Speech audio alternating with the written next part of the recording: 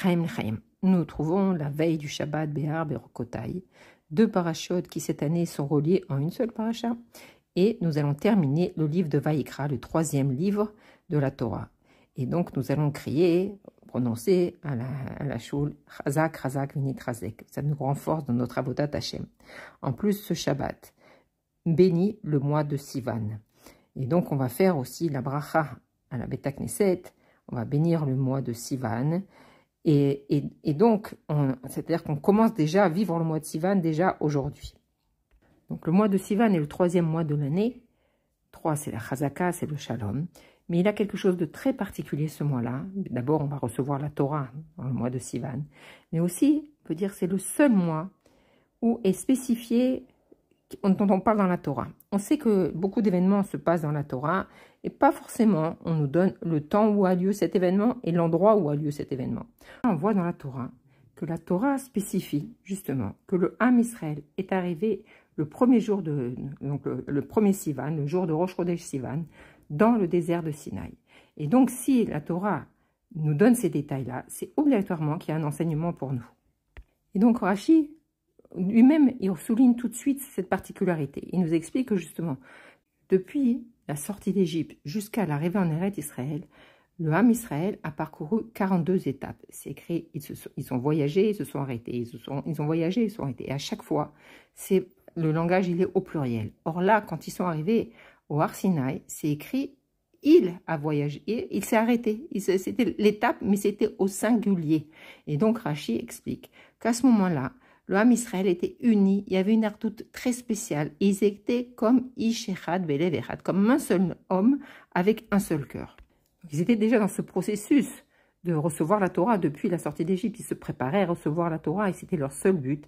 Et donc, on peut dire que c'est ce qui les a unifiés aussi dans cette ardoute parce qu'ils avaient le même but. Et Rachid nous dit même qu'à ce moment-là, ils ont haï, ils ont pris en haine les disputes et les discussions. La seule chose qu'ils voulaient, c'était cette ardoute et cette union totale.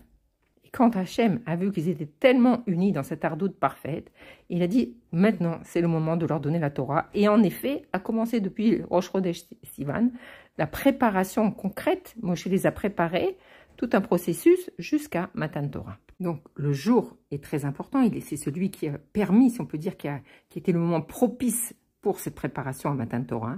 Mais aussi le lieu où a été donnée la Torah est aussi important, le Midbar Sinaï.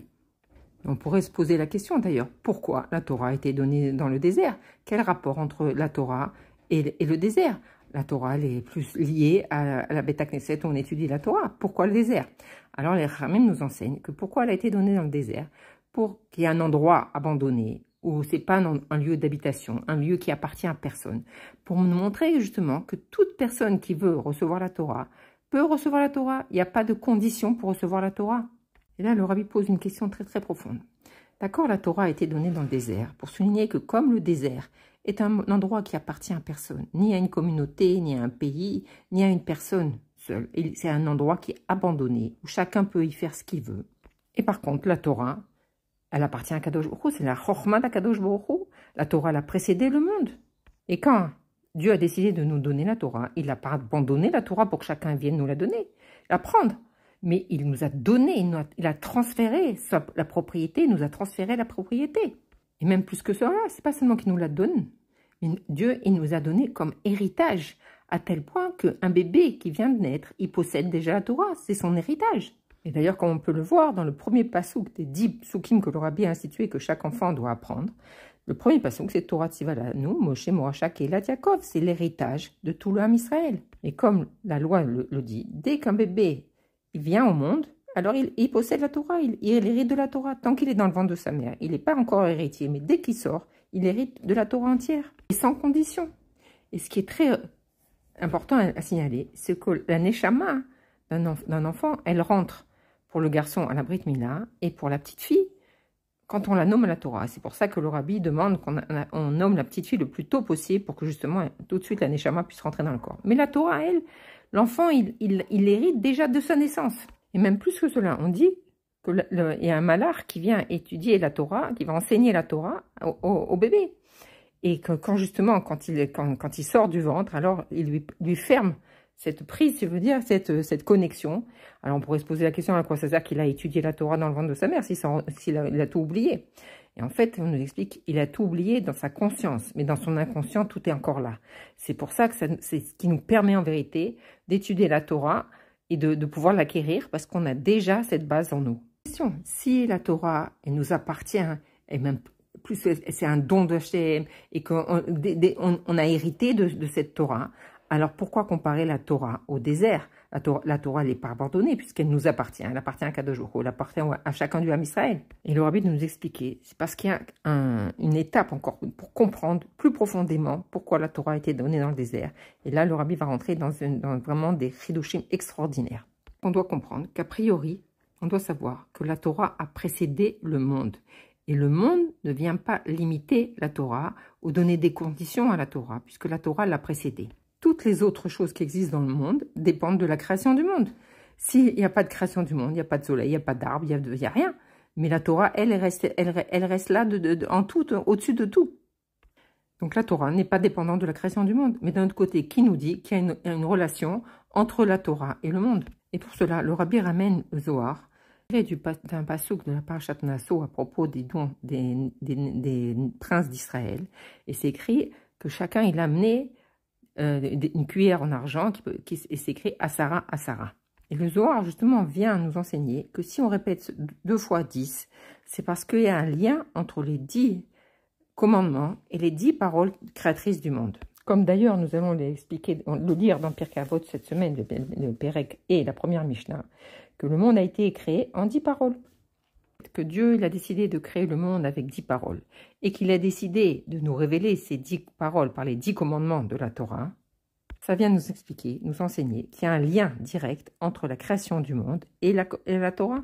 Comprendre que ce n'est pas la Torah qui est dépendante du monde, mais que le monde, il est dépendant de la Torah. C'est-à-dire qu'il n'y a pas d'existence du monde sans la Torah. C'est que Dieu, pour construire le monde, il a regardé dans la Torah. Donc la Torah, c'est le plan du monde. Et plus que ça, quand Dieu crée le monde, pas seulement qu'il regarde dans le plan, mais il crée le monde avec la force de la Torah. C'est par les paroles de la Torah, des 10 commandements, que le monde il a été créé. La preuve, c'est qu'on n'était pas à la création du monde. D'où on sait comment Dieu il a créé le monde, que le premier jour il a créé ça, et le deuxième jour ça, et qu'il y a 10 paroles de création du monde. C'est la Torah qui nous l'apprend.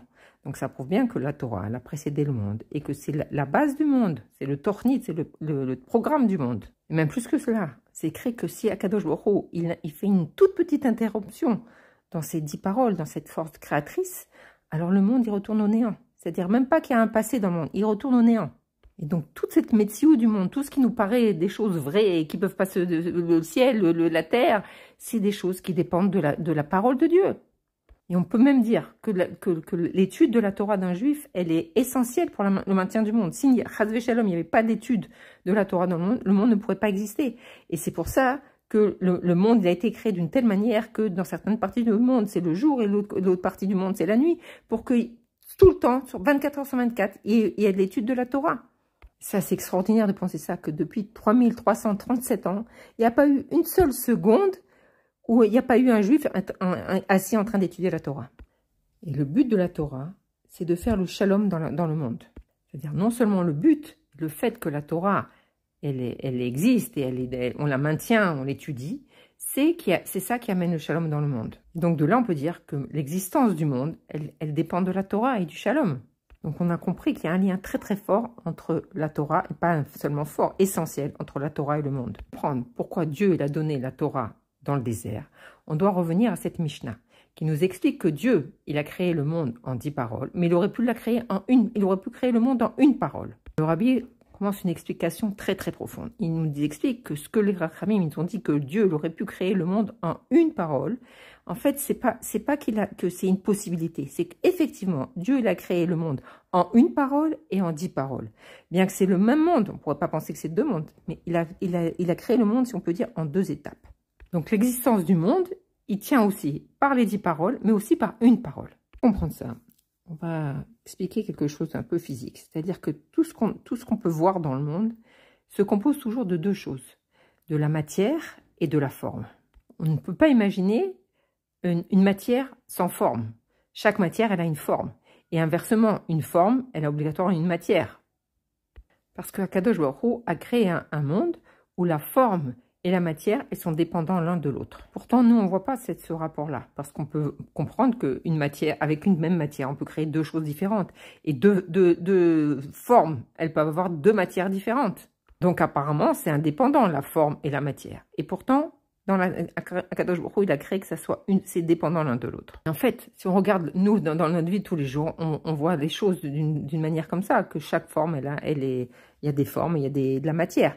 Mais si on regarde même au niveau de la physique d'aujourd'hui, on sait qu'une même formule, quand on change dans la formule quelque chose, alors on peut passer du fer à un arbre. Tout est compris dans l'atome, dans ce qui est l'ADN de la chose. Ça veut dire que la forme et la matière, c'est quelque chose de très uni. Donc ça veut dire que même l'atome, il a une forme spéciale et une matière spéciale. Donc là, on voit que la forme et la matière, ils sont liés.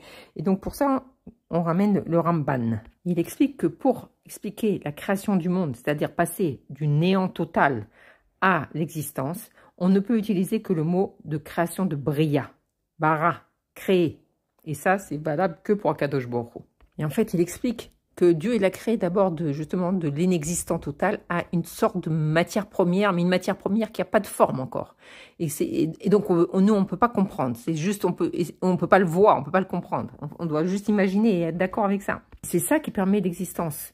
Et cette existence-là, ce début d'existence, on peut dire cette existence en potentiel, elle est valable dans chaque chose qui est créée dans le monde. Il n'y a pas quelque chose qui est créé dans le monde qui n'a pas ce début d'existence, cette matière première qui n'a pas encore. Donc ce qu'on doit comprendre, c'est qu'après qu'Hachem, il a créé donc du néant absolu l'existant, ce premier bourgeon, si on peut dire, après, il a utilisé les 10 paroles pour diversifier le monde et donner la possibilité end-sophite de créer toute la diversité du monde.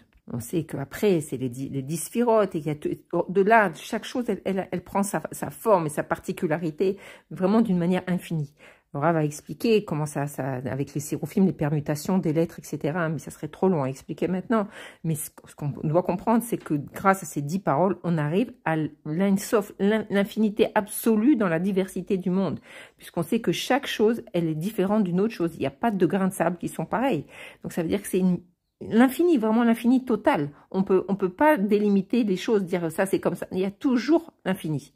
On doit comprendre que dans chaque chose, chaque création du monde, que ce soit un grain de sable, un moustique, un être humain, signature d'Akadosh Baruch Hu, il y a la DNA d'Akadosh Baruch Hu dans chaque chose qui est créée. Si juste on réfléchit, on commence à réfléchir tout ça, c'est vraiment incroyable. Que chaque créature elle est différente, mais qu'à chaque fois Dieu il recrée le monde à chaque instant, que l'instant d'avant il n'est pas l'instant présent, et que cette créature elle est différente de celle-là. C'est vraiment Ein Sof, Ein Sof, Ein Sof. Et c'est la Chorma d'Akadosh Baruch Hu qui est décrite dans la Kabbalah.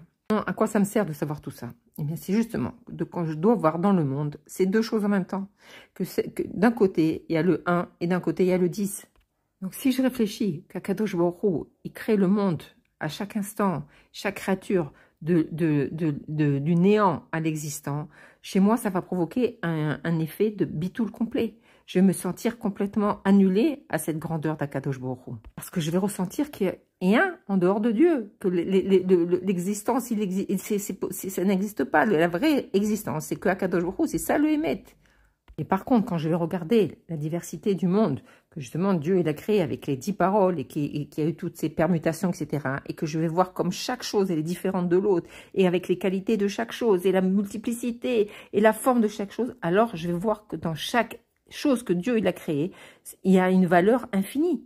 Et ça, a priori, c'est le contraire du bitoul, parce que c'est l'importance de chaque détail.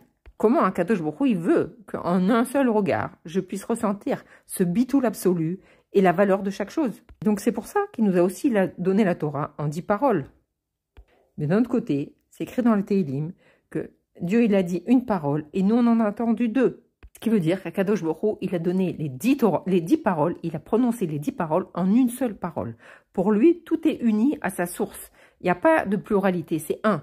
Lui, il a prononcé une parole, mais nous, on a entendu les 10 paroles.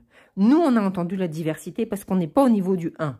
Et donc, quand Akadosh Baruch Hu, il dit « Anochi Hashem Elokecha », le juif, directement. Il est bitoul complètement. Il ressent cette grandeur, cette chorma d'Akadosh Baruch Hu. Après, quand vient le détail des 10 commandements, plus après les 613 mitzvot, etc., il voit tous les détails et il voit la volonté d'Akadosh Baruch Hu dans tous les détails.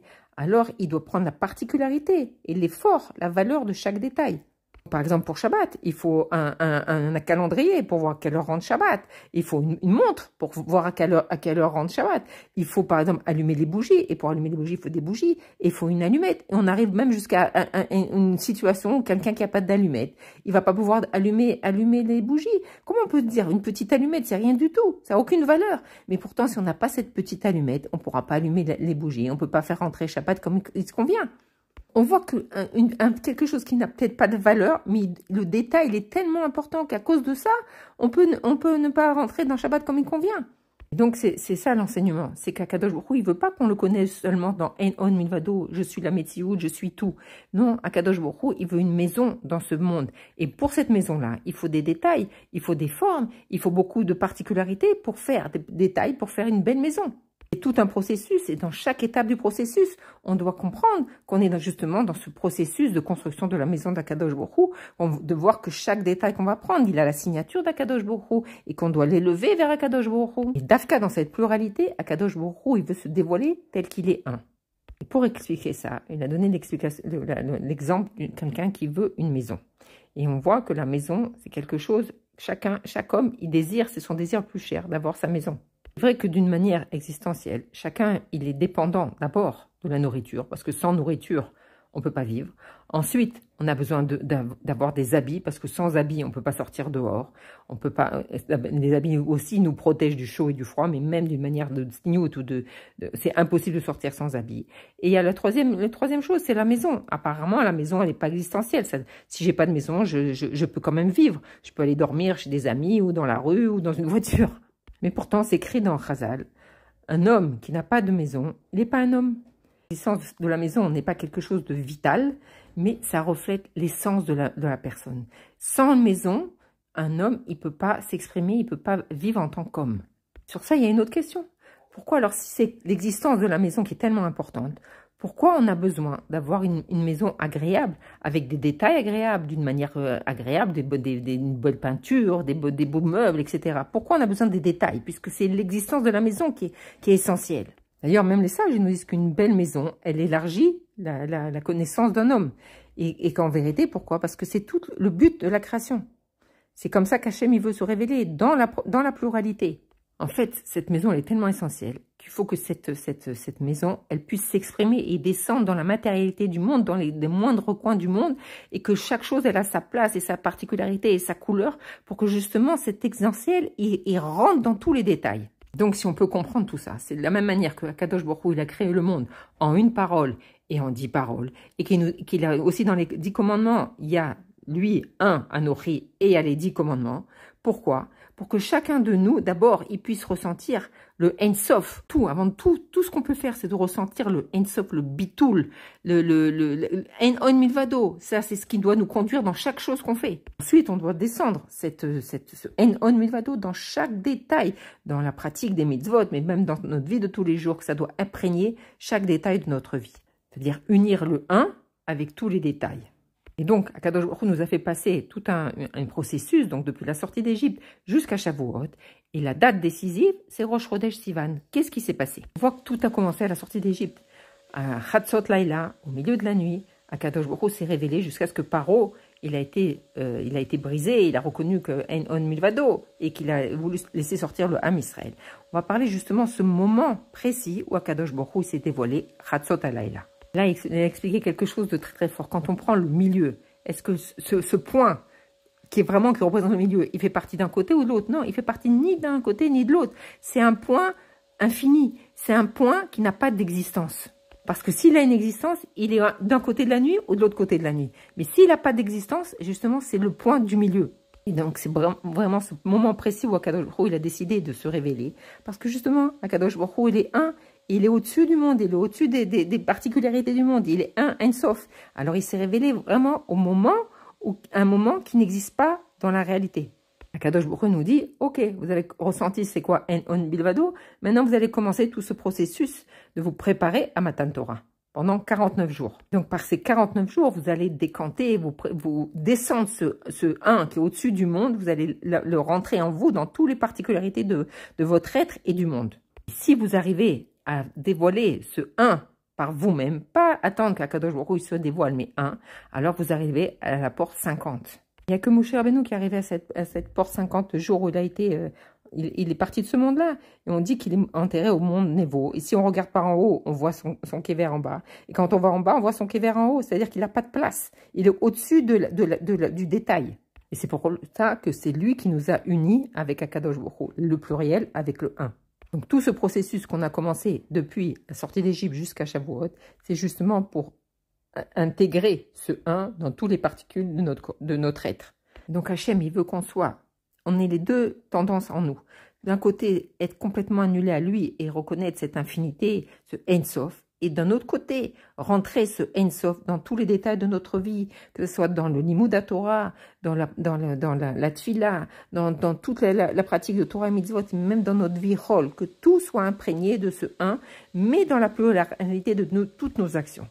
Et là, ça change toute notre appréhension du monde. C'est pas dire que je vais me priver du monde ou je vais profiter du monde que pour profiter. Non, je vais utiliser le monde pour dévoiler Dieu dans chaque instant. Chaque chose que je vais faire dans le monde, que ça soit manger, dormir, travailler, tout ce qu'on fait, c'est pour dévoiler Dieu. Pour dévoiler en même temps le 1 dans la pluralité.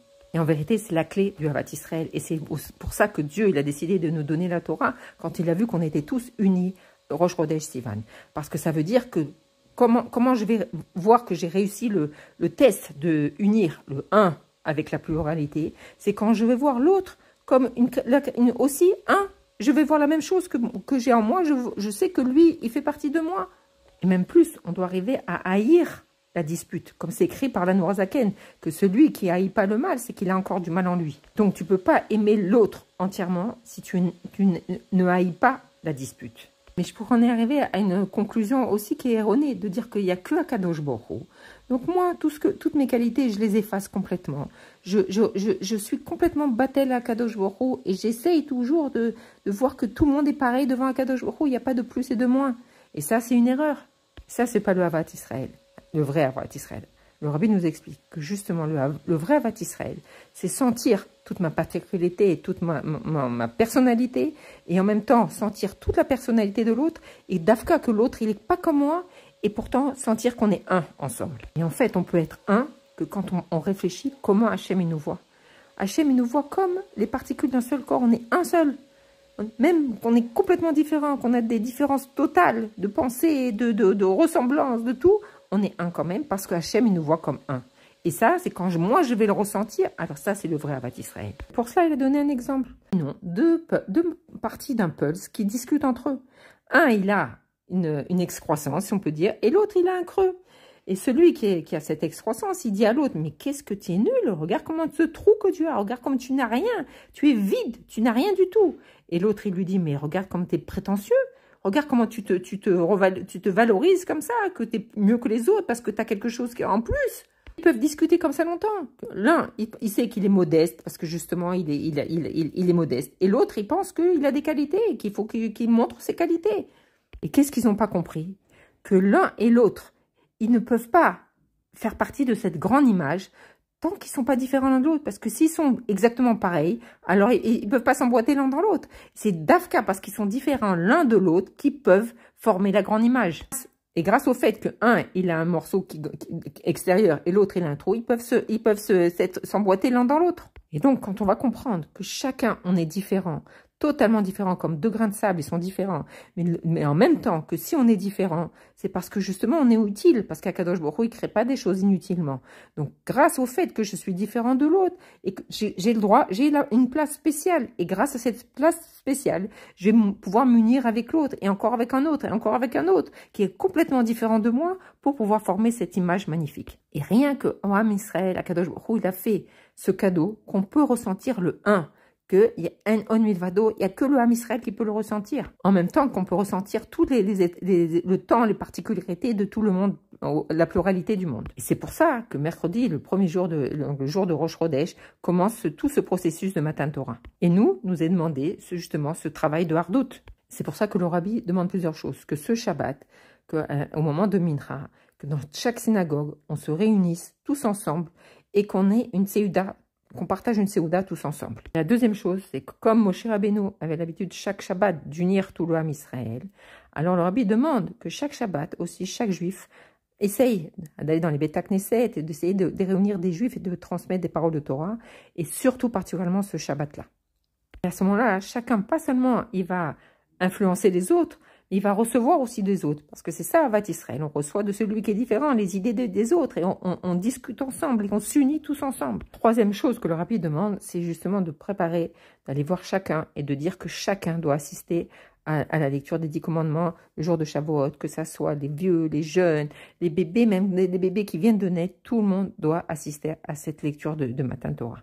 C'est la lecture de la Torah la plus importante de toute l'année. Et là, il est demandé que chaque juif vienne y participer. C'est plus important encore que la lecture de Yom Kippour, de Rosh Hashanah. Le jour de Shavuot, l'essentiel, c'est justement de venir écouter les 10 commandements.